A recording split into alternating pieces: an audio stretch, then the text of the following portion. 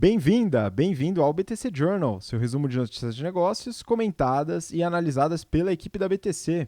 Meu nome é Gustavo Habib, eu sou instrutor de Soft Skills e Marketing pela BTC e hoje, dia 18 de outubro de 2019, falaremos sobre CVC e transformação digital, Bluefin à venda, Facebook segue em frente com a sua criptomoeda Libra, laboratórios buscando a aquisição de parcela da Takeda. Falaremos também sobre a Wine e sua estratégia omnichannel, também sobre as novas regras nos aeroportos e Duty Freeze no Brasil e resultados da Do Free, e também estratégia e resultados da Intel. E para falar sobre todos esses assuntos, como de costume, estou aqui com o Renato Aracaki, que é instrutor de Finanças Corporativas, Valuation e Estratégia. Fala, Renato, como é que estão as coisas? Fala aí, Gustavo, tudo bom? E aí, pessoal, tudo bom? Bom, queria mandar sempre, né, aquele grande abraço aí para todas as turmas do General Business Program. Estamos nos encaminhando do meio para o final do curso, então a gente vem analisando bastante coisa na disciplina de estratégia, algumas turmas investimento, mas as demais marketing. Então agora a gente está comentando bastante coisa sobre estratégia de empresa, estratégia de precificação, muita coisa bem bacana. E, obviamente, lembrando para todo mundo que quer, né, eventualmente, fazer parte aí da nossa comunidade BTC, as turmas do primeiro semestre do General Business Program, nosso curso principal, estão abertas. Então, entre no nosso site, www.btcompany.com.br/gbp, e também temos cursos abertos na parte de modelagem, que é o nosso Excel Plus Business Program, também. Entre no nosso site, /EBP, e também temos nossos cursos, né, a nossa turma, né, do curso de finanças, para quem quer ir para o mercado financeiro, que é o General Finance Program. Então, entre no mesmo site, /GFP. E vamos para cima, que tem notícia pra caramba para a gente comentar. Vamos lá, bastante coisa. Aproveitando para falar para você que ainda não segue a gente no Instagram, segue lá, @instabtcompany e encontro marcado. Bom, eu vou compartilhar aqui com vocês as notícias de hoje. Para quem estiver no YouTube vai conseguir acompanhar. Para quem não estiver ouvindo a gente através do BTC Cast, eu vou falar o título da notícia, a fonte, e você dá uma olhada que vale a pena para complementar essa análise. Bom, vamos lá então. Primeira notícia, pegando, Renato, que a gente falou na semana passada sobre a CVC, que a gente, na verdade, foi analisar, depois de analisar a Thomas Cook, só por curiosidade, aparentemente virou notícia em seguida. Né? Essa daqui que a gente pegou é da Época Negócios, e o título é o seguinte: com aquisições e parcerias, CVC prepara sua transformação digital. Essa reportagem ela é uma entrevista com o CEO da CVC Corp, do grupo, né, o Luiz Fernando Fogaça, falando sobre a estratégia digital da CVC, que é um dos pontos que a gente comentou na semana passada, né, Renato, na análise, e é interessante como bate com aquilo que a gente viu nos resultados financeiros e estratégicos do primeiro semestre, que a CVC tem trabalhado bastante essa parte digital através de aquisições e realizou recentemente a aquisição de uma empresa chamada Almondo, que é uma empresa argentina que fazia parte do grupo Iberostar, um grupo espanhol. E agora, para fortalecer ainda mais a estratégia digital, fez essa aquisição, tem mais uma parceria com o grupo, com a Amazon, e agora tentando fortalecer a estratégia Omnichannel. Como é que você vê essa estratégia da CVC para se modernizar, Renato? Sim, a gente comentou semana passada sobre isso e a gente falou que a CVC ela vem nesse movimento para conseguir se adaptar a esse novo mundo e competir com essas plataformas 100% digitais. Uma grande vantagem que a CVC tem é, primeiro, a estratégia dela, que ela vem executando, e essa notícia ela só corrobora isso. Segundo, que eles têm os pontos físicos, e no Brasil isso ainda vem, né, dando bastante rentabilidade, principalmente se você consegue integrar essa tendência hoje, que o pessoal acha que é meio ultrapassada, com esse passo de modernidade indo para as plataformas digitais. Então é bem interessante a entrevista, porque ele fala bastante sobre mudança de hábito de consumo. Antes o pessoal gostava de comprar pacote fechado, agora com essa facilidade das plataformas, eles gostam de comprar mais viagens e pacotes customizados, e eles vêm se adaptando bastante a isso. Eles falaram bastante da recuperação que eles tiveram com a quebra da Avianca, que a gente falou também semana passada. Então foi bem interessante essa notícia, porque ela falou bastante pontos do que a gente levantou semana passada. Parece que o pessoal assistiu o BTC Journal, né? Pois é, Renato, eu gostei numa parte da entrevista que o Fogaça, o CEO da CVC, perguntado, provocado, né, porque o mercado está se adaptando para o consumo digital, né, através dessas viagens customizadas que você falou, e o repórter pergunta, né, dado que tem esse aumento, a CVC parece que só 15% é através de venda digital, né, como é que ele lida com isso? E a resposta dele recomendo para vocês que leiam a entrevista completa, mas é no sentido de falar, poxa, e o retorno financeiro de todas essas empresas que só vendem digital, que é um ponto importante para se analisar. A CVC tem uma estratégia financeira interessante, está com resultados bons e que tem uma perenidade através dessa diversificação de canais, é muito importante. Claro que vai sofrer mudança ao longo do tempo, principalmente com o perfil de consumo. De novo, repetimos, assista ou ouça o Journal da semana passada que a gente analisa no detalhe. Beleza? Vamos seguir então, Renato. Próxima notícia, eu vou compartilhar aqui na tela, do Valor Econômico e o título é o seguinte: Cellfit, do Nordeste, negocia a compra da rede de academias paulista Bluefit.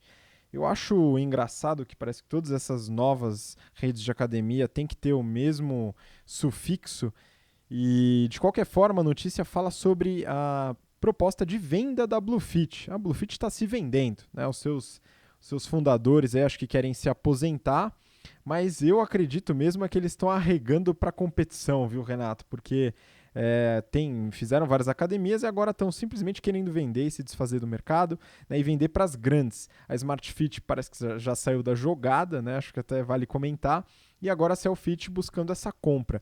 Agora, o que eu realmente fiquei inconformado é com a expectativa de valuation, né, Renato? O que você achou disso? Sim, é muito interessante porque esse mercado é um mercado que depende muito de escala. Por quê? Porque a academia em si, operacionalmente, ela vai ter despesas operacionais relativamente baixas. Obviamente, se você tiver uma quantidade de alunos relevante aí para sustentar, né, as despesas do custo fixo. No entanto, é um negócio que precisa de muita renovação de equipamento, né? Então, obviamente, vai a esteira. A esteira ela tem uma vida útil, né, relativamente curta, porque com mais alunos, mais se utiliza o negócio, consequentemente, mais rápido, né, você precisa trocar ela ou você vai gastar muito com manutenção. Então, o que acontece? A Smart Fit ela cresceu absurdamente, né, numa velocidade muito veloz em relação aos outros concorrentes. Tem um fundo, né, o Pátria, por trás, então isso ajudou bastante. Emitiu bastante dívida, então está com caixa absurdamente alta e está crescendo absurdamente. Então, para as academias pequenas competirem, principalmente na precificação que o Smart Fit faz, é difícil, né? Então você enxerga um mercado que depende de escala. Com uma precificação baixa, porque o líder de mercado já tem uma escala absurda. Você vai competir com esses caras? Então é muito engraçado que na notícia eles falam que os sócios querem vender mesmo e deixam isso aberto para o mercado. A gente quer vender e quer vender tudo. A gente não quer sócio, não quer investidor, a gente quer vender. Toma essa desgraça que eu não quero mais trabalhar com isso, né?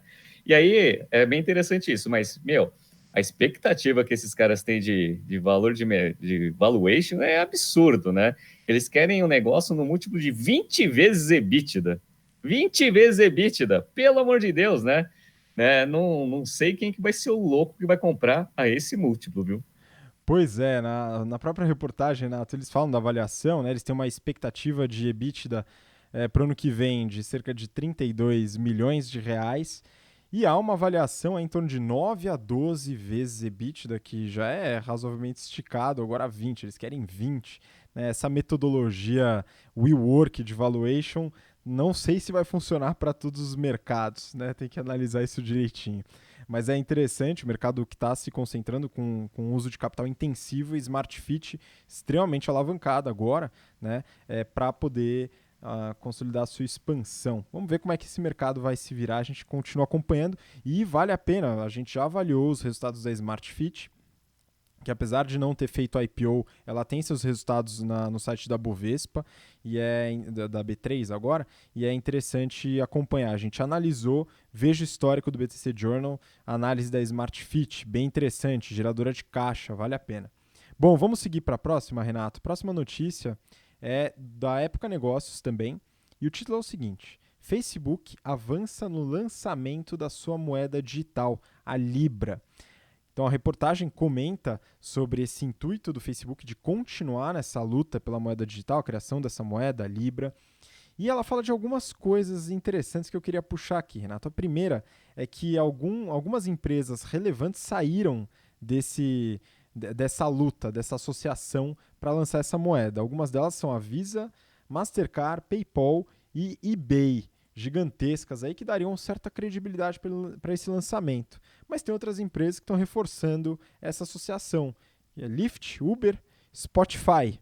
Né? Então trocou algumas empresas com alta credibilidade e geração de caixa por algumas empresas com credibilidade a construir ainda e consumidoras de caixa extremas.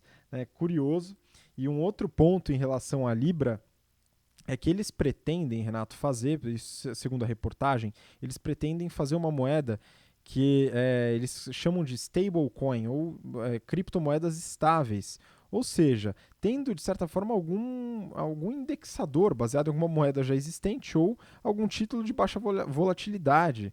É curioso, né, Renato? O que você acha? Isso vai para frente, meu? Olha, a gente já analisou isso no passado, eu já emiti minha opinião em relação a isso e vou reforçá-la novamente, né?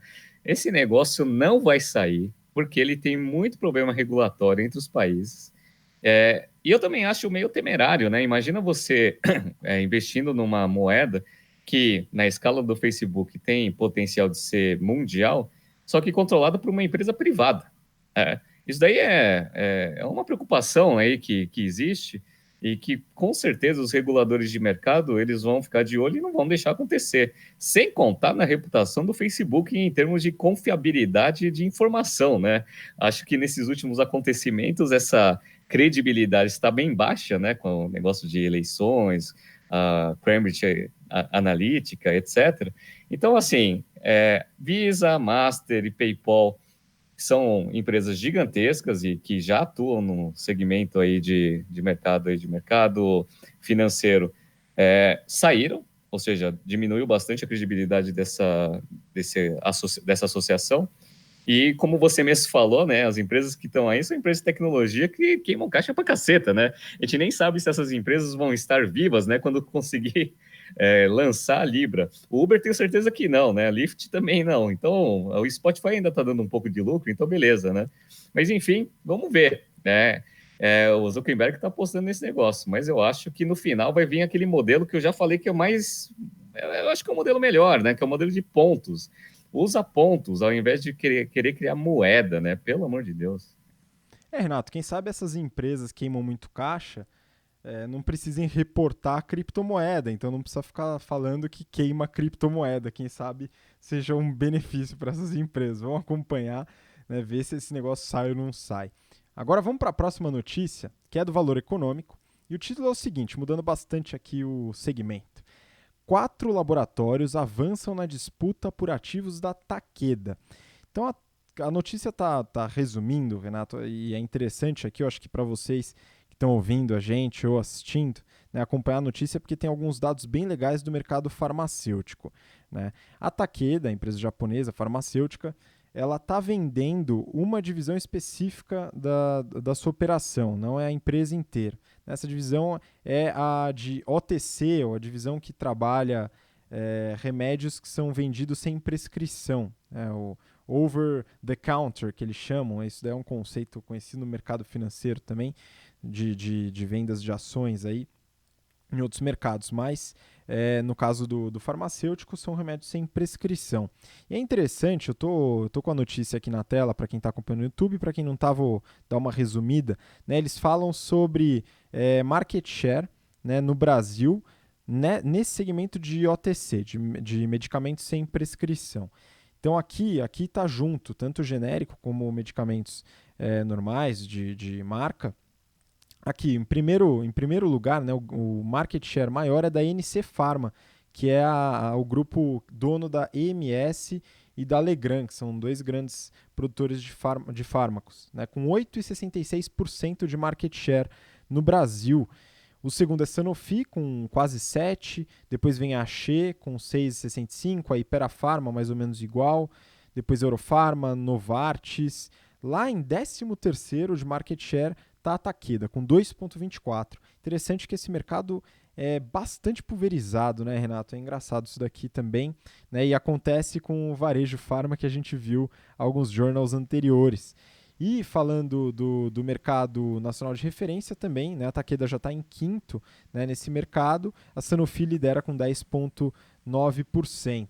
Renato, como é que você vê esse negócio? É interessante porque a gente está falando aqui de gestão de portfólio, que é um tema que eu trabalhei nas aulas de marketing essa semana e semana passada, e lida com estratégia de core business que você abordou nas aulas também, né? Sem dúvida. As aulas dessa semana, elas foram focadas em análise de portfólio. Geralmente, quando você vai para uma estratégia de diversificação, tem algumas razões estratégicas para você fazer isso. Provavelmente a Takeda tinha alguma intenção estratégica no passado. O que acontece é que ela redefiniu seu foco estratégico, ou seja, mudou bastante aí a estratégia, focando em 5 segmentos que ela acredita que seja bastante rentável no futuro. E aí o que ela vai fazer? Ela vai começar a simplificar seu portfólio para conseguir focar nessas 5 principais áreas aí. Oncologia é uma, e todas as farmacêuticas focam em oncologia também, tá? Fora outras áreas também.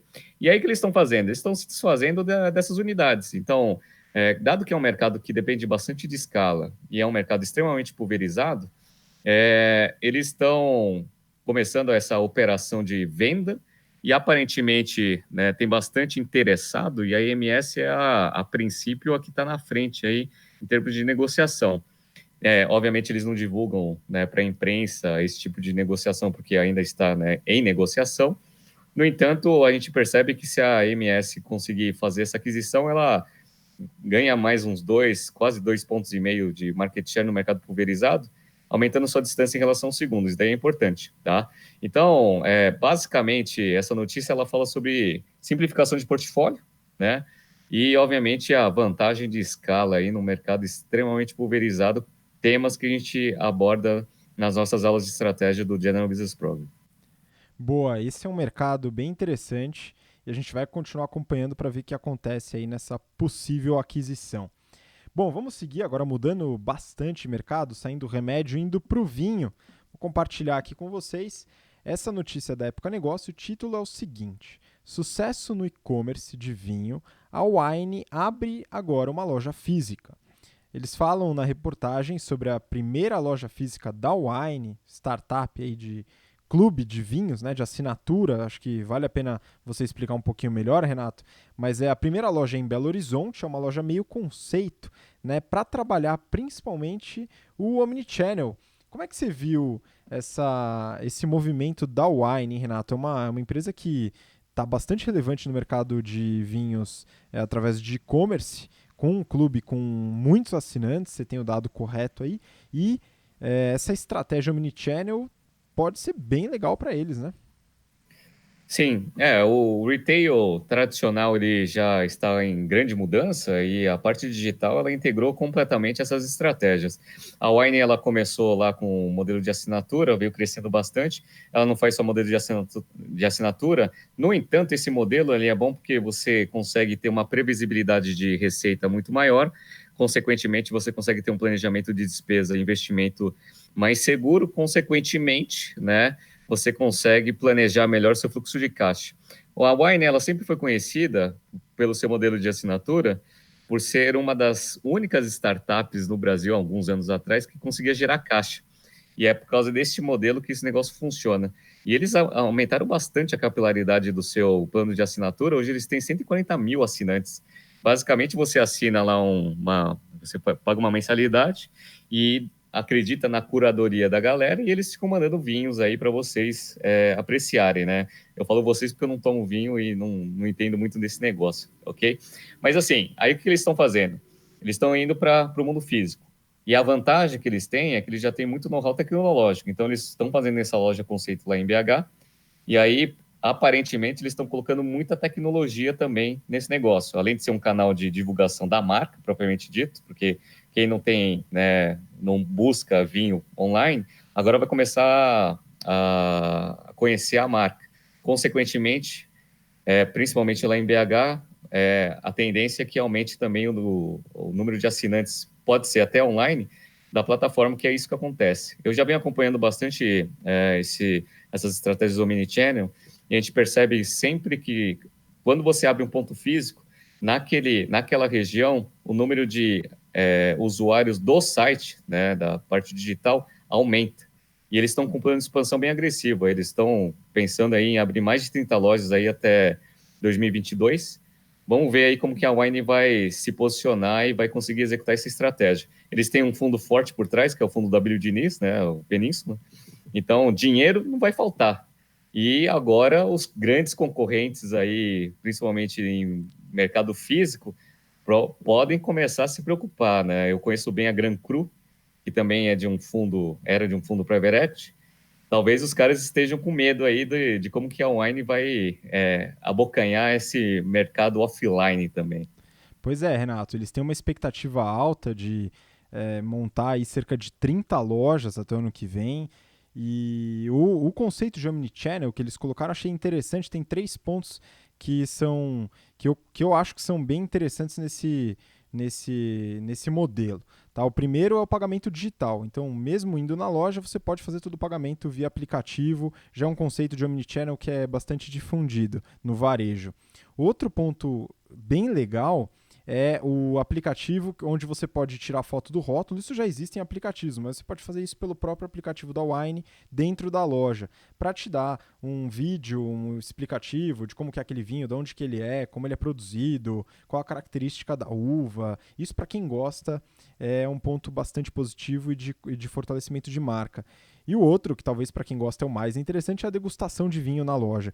Então, eu acredito que como uma estratégia de canais é acertada, como diversificação de canais, a gente já fez esse estudo em vários casos de várias empresas, como um canal físico pode adicionar valor e trazer muito retorno para uma empresa que começa exclusivamente no e-commerce. A gente tem inclusive um caso em marketing que trabalha exatamente esse conceito. E também o aspecto da concorrência que você comentou. Né? Ele pode começar a afetar outros pontos. E como marketing, né, Renato? Acho que como marketing, como promoção, é algo que pode contribuir bastante, né?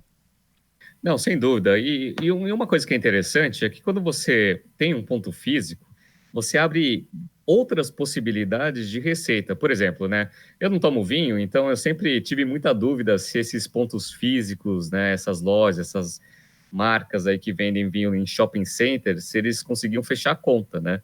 Apesar do ticket médio ser bastante alto, eu sei que os custos aí de aluguel que existem nos shopping centers, ele é pesado. Então, tem que vender bastante vinho com margem boa para conseguir fechar a conta. E aí eu conversando com um cara que tinha uma marca aí de loja de vinho aí em shopping, ele me falou que, eventualmente, né, a conta fecha quando você tem uma segunda linha de receita, porque a primeira linha de receita é você ter os vinhos lá expostos para você conseguir vender para o consumidor final, beleza.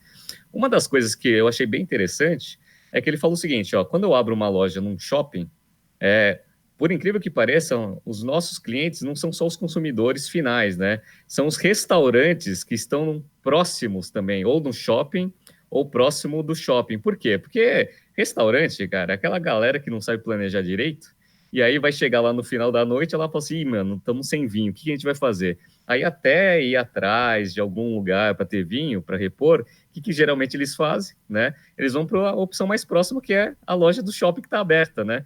Então, boa parte da receita e uma das formas de fechar a conta é você também distribuir vinho para restaurante.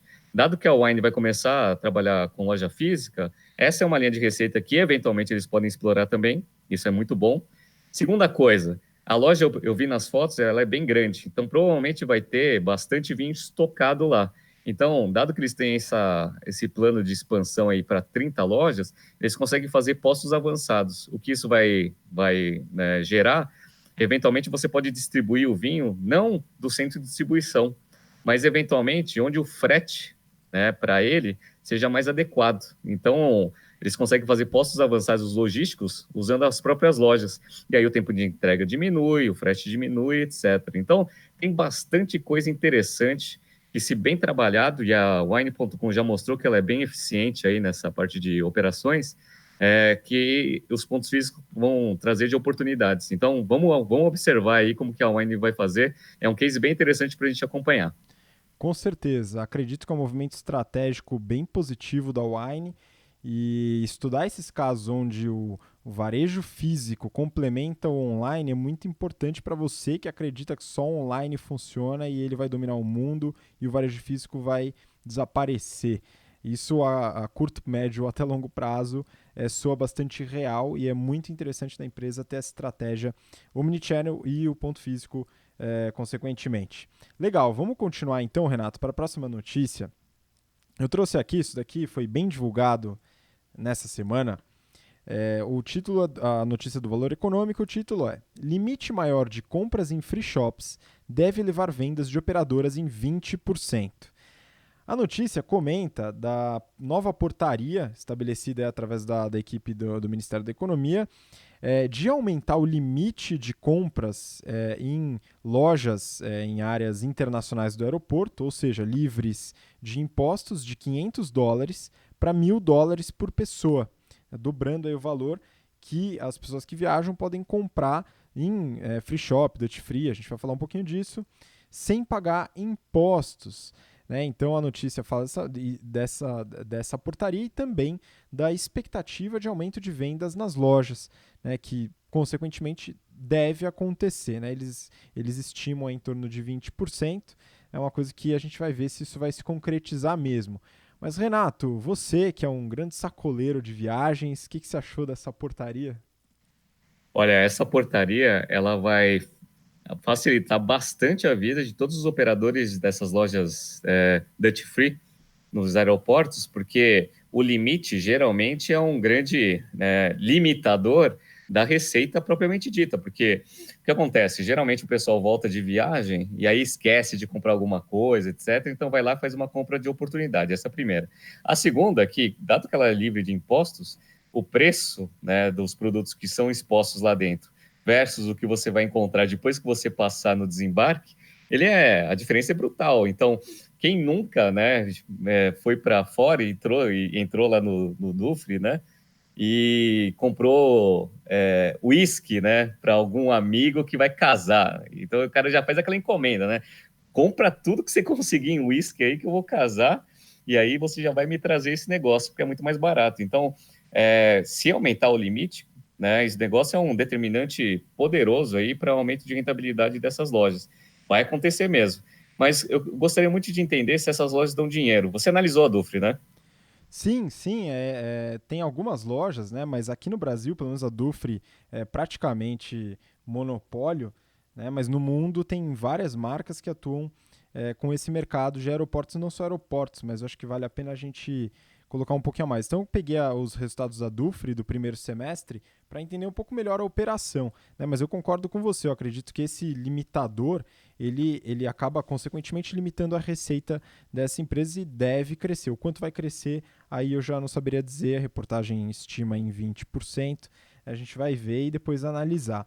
Mas vamos lá, a Dufry é uma empresa suíça e ela nasceu com outra marca em 1865, antigaça. Ela mudou de marca para Dufry em 2003, começou a atuar em aeroportos, nessas áreas internacionais, na década de 40, 1945 mais ou menos. Em 2005, abriu capital na Bolsa de Valores da Suíça. Então, os resultados estão em franco suíço, toda aquela zona. Mas é interessante notar a operação, Renato. Eles têm mais de 2.300 lojas e eu vou colocar um pouquinho da estratégia de canais, porque não é só aeroporto, é interessante isso. Então, vendas por canal, eles vendem 88% das vendas em aeroportos. Então, realmente bastante focado nisso. Mas eles não têm lojas só em aeroportos, eles têm também em fronteiras. Inclusive, tem uma loja nova que será montada no Brasil, a primeira loja da Dufry em fronteira no Brasil, na cidade de Uruguaiana, que é a fronteira Brasil, Argentina e Uruguai. Eles colocam isso nos destaques dos resultados deles. Tem em cruzeiros, em hotéis, tem algumas outras lojas, mas aeroporto 88% das vendas. E eles não atuam apenas com duty free, com vendas livres de impostos em áreas internacionais. Eles atuam também com o duty paid, vendas em varejo normal, também eventualmente em aeroportos, em áreas nacionais, assim por diante. 61% são em áreas de duty free e 39% em áreas que eles chamam de duty paid, né? E aí, Renato, tem um ponto interessante, né? Você imagina qual que é a categoria que mais vende na do Free? Olha, se for baseado na solicitação dos meus amigos, é bebida. Mas eu acho que não é bebida, né? Cara, não é bebida não, tá? A bebida, na verdade, é terceiro nesse ranking, né? Isso daqui pegou também os resultados dos primeiros 6 meses, mas é o seguinte, 31% da receita é proveniente de perfumes e cosméticos, né? O grande campeão. 18% alimentos e doces, 16% aí sim bebidas, 12% bens de luxo, também 12% produtos de tabaco. E olha só que interessante, né? Eletrônicos é responsável por 2% só da receita da do Free. Interessante, né? Então a gente tem essa característica de portfólio de produtos também, falando da parte de portfólio de produtos, como eles têm essa divisão, né? essa pulverização e um foco bem grande em produtos de perfume e cosméticos. Agora falando de financials, Renato, pegando os financials dos primeiros 6 meses de 19, eles tiveram uma receita de 4,2 bi de francos suíços. Para a gente sintonizar aí, franco suíço está 1,01 dólar, então tá a mesma coisa que o dólar, né? Dá para ter a mesma base. Então 4,2 bi de franco suíço versus 4,1 no mesmo período do ano passado. Então a receita ficou praticamente estável, pouco menos de 2% de aumento. Margem bruta, 60%. Né? Então foi mais de 2,5 bi de lucro bruto. Só que olha que interessante, margem operacional, Renato, 2%. Né? Então eles tiveram aí cerca de 80 milhões de francos suíços de lucro operacional, era 3% no mesmo período do ano anterior. E aí, lucro líquido, eles tiveram um prejuízo contábil de 100 milhões de francos suíços contra um lucro de 13,7 milhões. Mas aí tiveram algumas questões aí relacionadas à norma contábil, o IFRS 16. Né? A gente vai falar um pouquinho disso, acho que até vale a pena você elaborar. Mas falando de caixa, geração de caixa, de pegar o caixa gerado contabilmente, dá 900 milhões, mas eles ajustam também. Por quê? Porque entra aí toda a parte de concessão. Dentro dos aeroportos, cruzeiros, etc., você tem os custos de concessão, as despesas de concessão, que na nova norma contábil entram dentro do ativo e do passivo, e eles ficam de fora dessa parte do caixa operacional. Então, para ajustar, eles colocam essas concessões, os leasings, e aí o caixa operacional ajustado é de 409 milhões de francos suíços, ou seja, ainda assim gerador de caixa. É mais uma empresa que tem prejuízo contábil devido à amortização, leasing, etc., que não entra no resultado, que entra no resultado, mas a produção, a geração de caixa, né, 409 milhões. Então é interessante, né, essa operação, mas essa questão do ajuste contábil entra pesado na operação do varejo devido a esse leasing, aluguéis e amortização, né? Sim, essa nova regra contábil que começou a entrar em vigor agora em 2019, ela faz o seguinte, falando em português, né, para não ficar falando muito em termos contábeis. Quando você tem um ponto físico, você negocia um contrato lá, por exemplo, de 5 anos. Beleza. Aí o que acontecia? No balanço você não precisava registrar esse contrato, e aí o que acontecia? Você ia pagando o aluguel e aí ia pegando na despesa. Perfeito, era basicamente isso. Só que é o que acontece, né? É importante você saber qual que é a duração desses contratos e qual que é o valor dele, né? Porque é importante você saber o quanto que já está comprometido que a empresa tem que pagar, né, de aluguel. Então, ela se comprometeu com um contrato de 5 anos, ela vai ter que pagar aluguel por 5 anos. Só que ela também tem o direito de uso, né, por 5 anos. Então, o que acontece? Agora, tanto esse direito de uso, né, quanto a parte de o que a empresa tem que pagar, eles precisam ser registrados no balanço, né? Então, no ativo e no passivo. E aí, isso daí muda bastante aí também a dinâmica aí dos resultados, porque agora você vai, né, esse direito de uso ele vai perdendo valor no tempo, consequentemente ele vai entrar lá em depreciação e amortização. Então, é basicamente essa mudança principal que aconteceu, né, com essa norma IFRS 16. Então, boa parte dos ativos dessas empresas aumentou bastante, mas em contrapartida, né, obviamente, tem a contrapartida no passivo. Então, essa que é a principal mudança. Agora, toda vez que você tiver um contrato de 5 anos aí de aluguel, por exemplo, você tem que registrar o valor total do negócio ali no seu ativo e a contrapartida disso no seu passivo. Então, o patrimônio de todas as empresas que têm esse tipo de contrato aumentou bastante. Mas é norma contábil, né? Como a gente sabe, operacionalmente, a princípio, não deveria mudar nada. Exatamente, mas é interessante esse mercado, Renato, porque ele tem, mesmo com a margem bruta de 60%, que é impressionante para o varejo, a margem operacional é apertadíssima. Então é uma operação que deve ser muito bem ajustada. Isso se justifica pelos valores exorbitantes de concessão aluguel dentro dos aeroportos, que também afeta, quando a gente vai nas regiões de aeroportos, todas as franquias que a gente vê lá.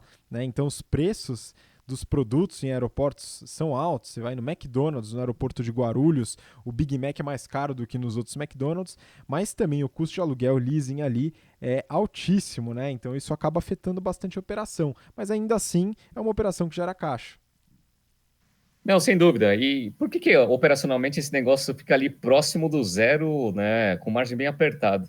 Porque quando você vai fazer uma concessão de aeroporto, imagina que você é o cara que opera o aeroporto. Você sabe mais ou menos quanto que é a margem que o cara tem, né? Capital aberto, né? Então você sabe mais ou menos ali a margem bruta, etc.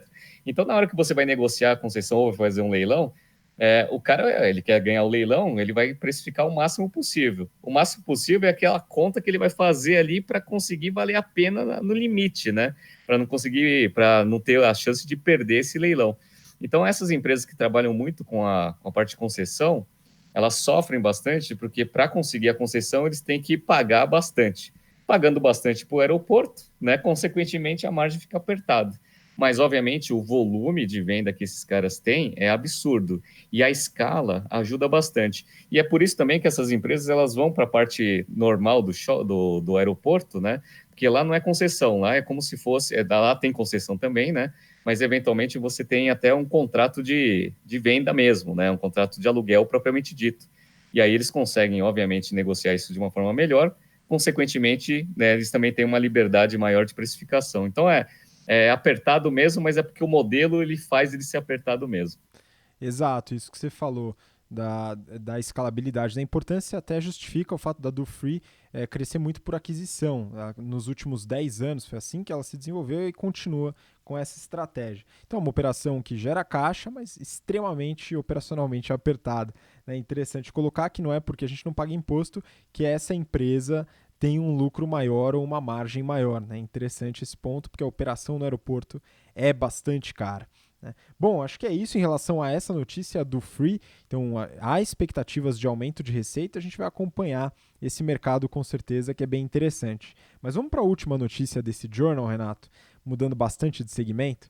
Eu vou compartilhar a tela aqui, é o valor econômico, a notícia, e o título é Intel muda comando no Brasil. Então, a notícia meio bem curtinha, né? Que você não precisa ler se não quiser, você que está ouvindo a gente, mas é só comentando da mudança da gestão da Intel no Brasil.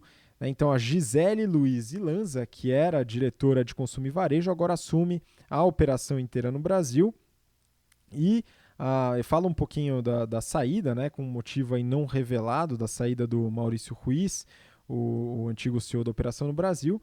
Mas, Renato, a ideia de falar da Intel não é do comando no Brasil, mas é um mercado interessante que eu acho que vale a pena a gente esmiuçar um pouco. Né? A gente já falou bastante do mercado de software, do mercado de hardware, avaliamos Microsoft, avaliamos Apple, mas a gente acabou não falando ainda da Intel, apesar de que a gente falou de uma de suas principais concorrentes. Acredito que você pegou os resultados atuais aí da Intel, né, para a gente dar uma olhada?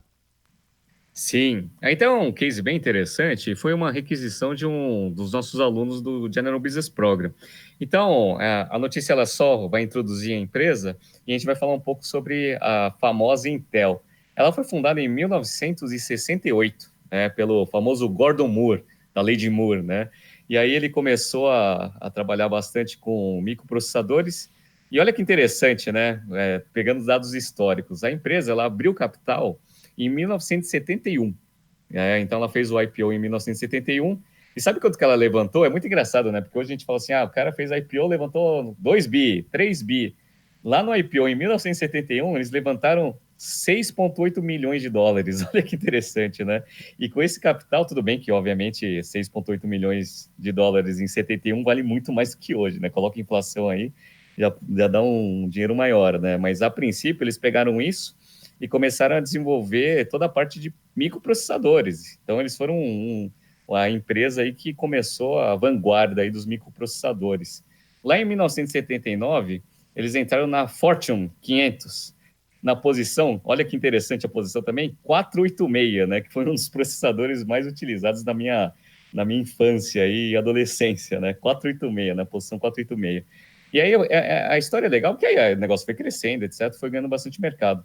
Uma coisa que eu conto em estratégia é que a Intel ela ganhou muito mercado quando a IBM ela começou a terceirizar a fabricação dos seus microprocessadores. Porque a IBM, como que ela fazia? Né? Ela fazia o processo verticalizado do computador.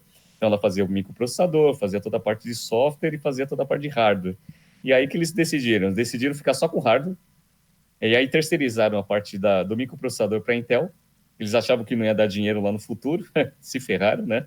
E a parte de software também eles terceirizaram. Falaram assim, vamos comprar software lá de um nerdinho, né, que chama Bill Gates, né, que começou a fazer sistema operacional, ele faz para a gente fica com o que a gente acha que vai dar muito dinheiro no futuro, que é a parte de hardware, né. Bom, a história já conta, né, puta erro estratégico da IBM, né, quase quebrou, e agora ela foca ali em tecnologia. Mas aí abriu espaço para a Intel dominar esse mercado, e a Intel domina de fato esse mercado. Só para a gente entender, eu vou falar um pouco dos resultados dos financials da Intel em 2018. Vou falar um pouco da perspectiva para esse ano, porque eles já divulgaram o resultado do primeiro semestre. Mas só para vocês verem como que eles têm domínio sobre esse mercado, sendo que a maior concorrente deles hoje é a AMD, tá? Então eles tiveram quase 71 bilhões de receita em 2018, né, receita líquida, com uma margem bruta de 61,7, uma margem excelente. E aí o que acontece? Aí eles investem bastante em pesquisa e desenvolvimento, quase 20% da receita deles é pesquisa e desenvolvimento, é uma empresa de pesquisa e desenvolvimento de fato. Marketing, eles gastam 10%, o que dá uma margem operacional de 33%. E o lucro líquido, né, foi de 21 bilhões, com uma margem líquida de quase 30%. O negócio tem altíssima rentabilidade, tá? E aí, falando um pouco sobre os competidores, né? Em sala de aula eu falo assim, galera, quem que é competidor da Intel? E o pessoal fala assim, a AMD. Eu falei, sabe quanto que é a receita? Quanto que foi a receita da AMD ano passado? Foi menos de 1/10 da, da Intel. E a margem bruta da AMD, que vem sofrendo bastante também, mas está se reestruturando, a gente já falou no BTC Journal, é de 38%. 38% de margem bruta contra 62% da Intel. Só para ver a diferença de rentabilidade e como escala também ajuda bastante nesse segmento. Ela é uma grande geradora de caixa. Em 2018, ela gerou quase 30 bi, ou seja, ela teve quase 30 bi de lucro operacional, né, com 30 bi de fluxo de caixa operacional, um negócio que gera muito caixa. E é o que acontece, né? Agora falando um pouco de estratégia. Hoje, a receita dela é dividida em duas grandes unidades de negócio. Ela foca em data center, negócio de data center, e a parte de computadores pessoais, né? Então, computadores pessoais, que a gente conhece bastante, porque todo computador tem Intel, ele representa 52% da receita, sendo que a parte de data center representa 32%, e aí tem algumas coisinhas que eles fazem. Eles fazem memória SSD, que representa 6%, tem uma parte de solução para militar, coisas bem específicas que representam 3%, e eles vêm apostando bastante em novas tecnologias para IoT, Internet das Coisas. Já representa 5% da receita. Tá? Então, hoje eles vêm apostando bastante nesses segmentos. Por quê? Porque eles ficaram uma década tentando empurrar para o mercado a arquitetura deles, né, da Intel, para celular e tablet. E eles não conseguiram, principalmente por causa do consumo de energia, né? Apesar de ser um processador muito poderoso, os smartphones e os tablets, eles têm um problema que é o problema da bateria, né? Da durabilidade da bateria. E eles nunca conseguiram resolver esse negócio. Desistiram, né? Há 2 anos atrás desistiram, né? Então eles tinham lá aqueles Intel Atom, né? Não sei se você chegou a ver alguns computadores, netbooks com esse microprocessador. Desistiram, né? Não vão mais atuar nesse negócio. E, recentemente, eles desistiram também da parte do 5G para celular. eles também faziam modem de 5G, só que o que aconteceu? O maior fornecedor, o maior cliente deles era a Apple, porque a Apple estava brigando com a Qualcomm, né, e com a Samsung, né, em termos comerciais. E aí o que aconteceu? Tinha um mercado bom, porque a Apple tem 10% de market share em celulares, né? E aí o que aconteceu? A Apple ela reforçou o acordo com a Qualcomm, e aí para a Intel não faz muito sentido ficar investindo em 5G, sendo que ela não vai ter mais a Apple como cliente. Aí o que aconteceu? A Apple foi lá e comprou essa unidade da Intel por 1 bi. Então a Intel hoje ela saiu completamente dessa parte de celular, que é um perigo estrategicamente, porque a gente vê que existe uma migração, né, pelo menos em termos de macro trend, de sair dos computadores e irem lá para os tablets e para o smartphone, mas ela continua forte ali na sua estratégia, aí, principalmente em data center e computadores. Eu acho que essa tendência ainda é de longo prazo, e eles vêm apostando agora no IoT. Então é uma empresa bem interessante. O valor de mercado dela hoje é 230 bi de dólares, né? Só para vocês verem o erro estratégico da IBM, a IBM hoje vale 130 bi, ou seja, ela é bem menor do que a Intel, né? Então, é um business bem interessante mesmo, tá? Então, quem gosta aí desse mercado de tecnologia e gosta bastante, tanto na parte de branding, né? A gente até aborda a Intel, né, nas nossas aulas de marketing, né? Falando sobre a campanha do Intel Insight e todas aquelas propagandas bem interessantes da Intel. E também na parte de estratégia, né, de consolidação de mercado, porque basicamente, né, sendo que ela tem a AMD, que é o concorrente direto deles, tem 1/10 da receita, então eles têm uma concentração de receita muito forte aí nesse segmento. Só que vamos ver a tendência de longo prazo. A princípio, parece que fazer microprocessador para celular vai ter uma sobrevida maior do que para computador. Mas vamos ver como que vai ser. É uma empresa extremamente lucrativa e que está tentando se reposicionar estrategicamente em IoT, que é uma tendência forte para o futuro. Vamos acompanhar. Pois é, eu acredito que é uma alternativa, até porque eles tentaram muito entrar no mercado de celulares e se tentar de novo, eventualmente pode gastar tanto caixa quanto muito tempo nessa tentativa, né? E o IoT também é um mercado crescente, né, Renato? Então talvez seja um shift estratégico aí de para tentar atingir um mercado que eventualmente pode se encaixar melhor com a arquitetura atual da Intel, que é muito boa para computadores, é usada em praticamente aí todos os computadores, né? E assim, é uma empresa que tem margens de setor de serviços numa indústria que coloca aí quase 20% do faturamento em desenvolvimento e pesquisa, né? Então é realmente uma empresa que performa muito bem e estrategicamente está tentando cobrir essa falta no mercado de celulares, smartphones e tablets com IoT. Eu acredito que é uma tentativa bastante válida e a gente vai continuar acompanhando, mas realmente a diferença de mercado para o segundo, para a AMD, é monstruosa. Inclusive a gente avaliou no detalhe a AMD, então dê uma olhada no histórico, que eu acho que vale a pena. Mas Renato, realmente é uma empresa de primeira, né? Sim, é muito interessante isso. E uma coisa que ajuda bastante a Intel é que mesmo esse mercado de notebooks e principalmente desktop tendo uma tendência de queda no futuro, não que esteja caindo de fato, né? Ela tem clientes muito bons e os asiáticos eles vêm crescendo bastante nessa parte de notebook, eles vêm querendo ganhar bastante mercado. Então o volume de notebooks, né, dentro dessa estratégia dos asiáticos, ele vem aumentando. Então, a princípio vai ter bastante notebook aí, até por causa do poder aquisitivo, vai estar ficando muito barato, né, o notebook. Você pega lá um iPhone, né, iPhone R$ 6.000, cara, você compra um notebook muito bom pelo mesmo valor, né, e aí você tem a vantagem até de poder trabalhar com isso, etc, né, então é interessante também, a gente poderia analisar também esse mercado de notebook, né, só para informação, né, curiosidade, a líder de mercado em notebook hoje no mundo é HP, deve ter mais ou menos uns 26%. A segunda é a Lenovo, com 18%, que a gente analisa a estratégia da Lenovo no nosso curso de Problem Solving, bem interessante, tá? E aí a Dell é a terceira. E aí depois vem lá, aí tem a Asus, esse monte de empresa de notebook que a gente vê crescendo bastante. Então, é um mercado que ainda está forte, por precificação ainda está segurando a parte de volume, e para a Intel é importante que quanto mais notebook seja vendido, mais Intel vai ter no mercado, né? Então ele está apostando bastante também nesses fabricantes novos aí e o barateamento dos notebooks. Vamos ver. Acompanharemos. Muito bom. Essa foi a última notícia do BTC Journal de hoje. Então, queria agradecer, Renato. Muito obrigado e manda aí sua despedida para o pessoal. Bom, pessoal, muito obrigado aí pela audiência. A gente está reunindo bastante empresa aí, a gente está com uma lista bem extensa aí de empresas que os nossos alunos e telespectadores mandaram para a gente. Calma, galera, a gente vai ir matando aos poucos esse negócio, tá?